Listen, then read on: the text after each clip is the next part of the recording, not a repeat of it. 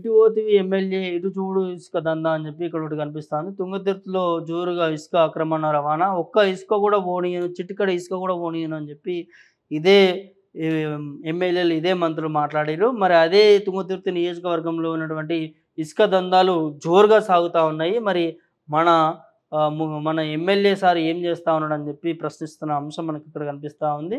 మరి ఈ ఇసుక దందాలు మొత్తం కూడా తీసుకుపోయి ఎవరి ఎవరికి కట్టబెడతా ఉన్నారు? మరి ముందుగా అప్పుడు ఎన్నికల్లో ఏం చెప్పినారు?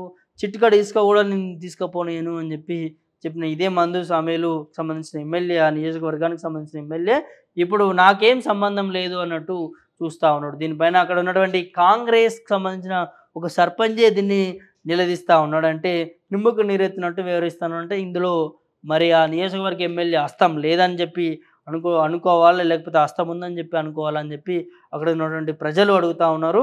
మరి దీనికి సమాధానం చెప్పాలి. దీన్ని అరికట్టే విధంగా చూడాలి ఎమ్మెల్యే గారు గానీ, మరి వారికి నాకేం సంబంధం లేదు అన్నట్టు పక్కకు తప్పుకుంటున్న నేపథ్యం మనకు కనిపిస్తా ఉంది. ఎమ్మెల్యే మందుల సామీలు ఏడున్నావు? ఓట్లప్పుడు ఇసుక తవ్వనియనంటివి కదా! సో, ఇప్పుడు ఏడ పోయినావు? ఎటు పోయినావు? వెంటనే ఇసుక ఆక్రమణ రవాణా ఆపాలే ప్రశ్నిస్తున్న కాంగ్రెస్ పార్టీ కార్యకర్తలు ఏకంగా వీడియోలు తీసి సోషల్ మీడియాలో రిలీజ్. ఇదేదో బీఆర్ఎస్ వాళ్ళు చేస్తున్నది కాదు, బీజేపీ వాళ్ళు చేస్తున్నది కాదు, అక్కడున్న ప్రజలు చేస్తున్నది కాదు. మీ కార్యకర్తలే, మీ పార్టీ నుంచి కార్యకర్తలే ఇవాళ మీ పైన ఎక్కడున్నావు సారు, మన ఇసుక మనకు కాకుండా తీసుకుపోతా ఉన్నారు. గప్పుడు ఎన్నికల్లో శంషేర్ ఇసుక కూడా తీసుకుపోకుండా నేను చూస్తాను, నాది బాధ్యత అని చెప్పినావు.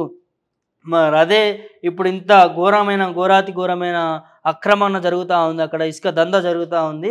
మరి ఎక్కడున్నావు సారు అని చెప్పి వాళ్ళ కాంగ్రెస్ కార్యకర్తలే అడుగుతున్న పరిస్థితి ఇవాళ వచ్చింది. అంటే దీంట్లో మరి మన ఎమ్మెల్యే గారి హస్తం లేదు అని చెప్పి అనుకుందామా అనేది మనకి ఇక్కడ క్లియర్గా కనిపిస్తుంది. సో, మరి ఇసుక దందాని ఖచ్చితంగా ఆపాలి. దీన్ని వెనుక ఉన్నటువంటి వ్యక్తులు ఎవరైనా ఉంటారో వారి పట్ల కేసు నమోదు చేసి వారి పట్ల కేసులు పెట్టాలని చెప్పి కోరుతా ఉన్నారు మీ కార్యకర్తలే. మరి దానిపైన ఒకసారి చూడండి అక్కడ ఉన్నటువంటి ఎమ్మెల్యే గారు.